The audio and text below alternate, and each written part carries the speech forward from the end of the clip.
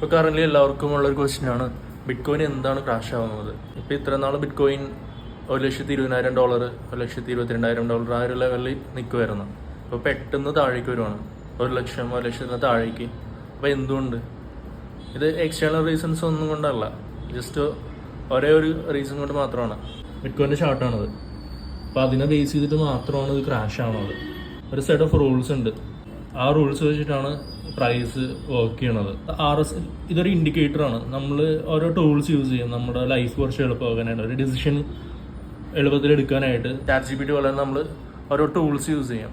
Trading ഒക്കെ ചെയ്യുമ്പോൾ നമുക്ക് നമ്മുടെ ഡിസിഷൻസ് കുറച്ച് എളുപ്പമാക്കാനായിട്ട് നമ്മൾ ഓരോ ഇൻഡിക്കേറ്റേഴ്സ് യൂസ് ചെയ്യും. ഓരോരുത്തരും അവരുടെ ഇൻഡിക്കേറ്റേഴ്സ് ആയിരിക്കും യൂസ് ചെയ്യണത്. ഇത് നോക്കി കഴിഞ്ഞാൽ ഇപ്പോൾ ഒരു RSI എന്ന് പറഞ്ഞൊരു ഇൻഡിക്കേറ്റർ ഉണ്ട് ഇവിടെ. നമ്മൾ അത് യൂസ് ചെയ്യണം.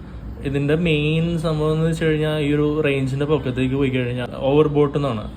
ഓവർബോട്ട് എന്ന് പറഞ്ഞ് വരുമ്പോൾ ജസ്റ്റ് ഒരു സ്റ്റേബിൾ ആയിരിക്കില്ല നോർമലി. ഇത് ജസ്റ്റ് കൂടുതൽ അറിയണമെന്നില്ല, RSI എന്താണെന്ന് അറിയേണ്ട കാര്യമൊന്നുമില്ല. ജസ്റ്റ് നമ്മൾ ഈ ഒരു ഇത് ഇവിടെ ക്ലോസ് ചെയ്യുവാണ്, ഇവിടെ ഇൻഡിക്കേറ്റേഴ്സിലേക്ക് പോവുകയാണ്. എന്നിട്ട് ജസ്റ്റ് RSI എന്ന് പറഞ്ഞ് സെർച്ച് ചെയ്യുക, ഇതെടുക്കുക. സോറി, ഞാൻ 2 പ്രാവശ്യം ക്ലിക്ക് ചെയ്ത് ഒരു തവണ ക്ലിക്ക് ചെയ്താൽ മതി. ഇവിടെ താഴെ വരും. ഇതാണ് പ്രൈസ് ചാർട്ട് എന്ന് വെച്ച് കഴിഞ്ഞാൽ ഇത് ഓരോ ദിവസത്തെ പ്രൈസാണ്, അല്ല ഓരോ വീക്കിലെ പ്രൈസാണ്. വീക്കാണ് സെലക്ട് ചെയ്തിരിക്കുന്നത് ഇവിടെ. ഈ ഒരു വര കണ്ട, ഓരോ ക്യാൻഡലാണ്, ഓരോ ക്യാൻഡലിൻ്റെ പ്രൈസാണ് ഇതിൽ എഴുതിയിരിക്കുന്നത്. കഴിഞ്ഞ ആഴ്ചയിൽ അല്ലെങ്കിൽ ഈ ഒരു November 4, 2024 ആ ഒരു വീക്കിൽ 67,000 തുടങ്ങിയിട്ട് 79,000 വരെ പോയി.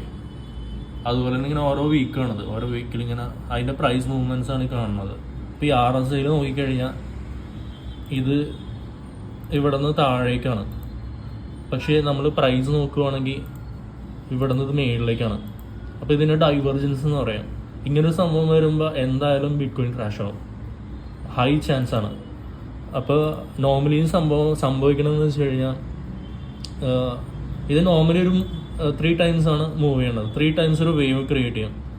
ഇതൊരു വേവ്, ഇത് 2ാമത്തെ വേവ്, ഇത് 3ാമത്തെ വേവ്. 3rd വേവ് എപ്പോഴും ഈ ഒരു ലൈൻ അല്ലെങ്കിൽ ഈ ലൈനിൻ്റെ താഴെ ആയിരിക്കും. ഇതൊരു വേവ് ഓപ്പോസിറ്റാണ് ഇവിടെ, ഇത് താഴേക്ക്, ഇത് പക്ഷെ ഇവിടെ മേളിലേക്ക്, ഇവിടെ പിന്നെ താഴേക്ക്, പിന്നെ മേളിലേക്ക്, പിന്നെ ഒരു വേവും കൂടെ ഉണ്ടാവും. അതെന്ന് വെച്ച് കഴിഞ്ഞാൽ അതാണ് കൺഫർമേഷൻ. അതെന്ന് പറയുന്നത് നോർമൽ വേവ് ആയിരിക്കും. എന്ന് വെച്ചാൽ ഇതിൻ്റെ ഓപ്പോസിറ്റ് ആയിരിക്കില്ല, നോർമൽ ആയിരിക്കും.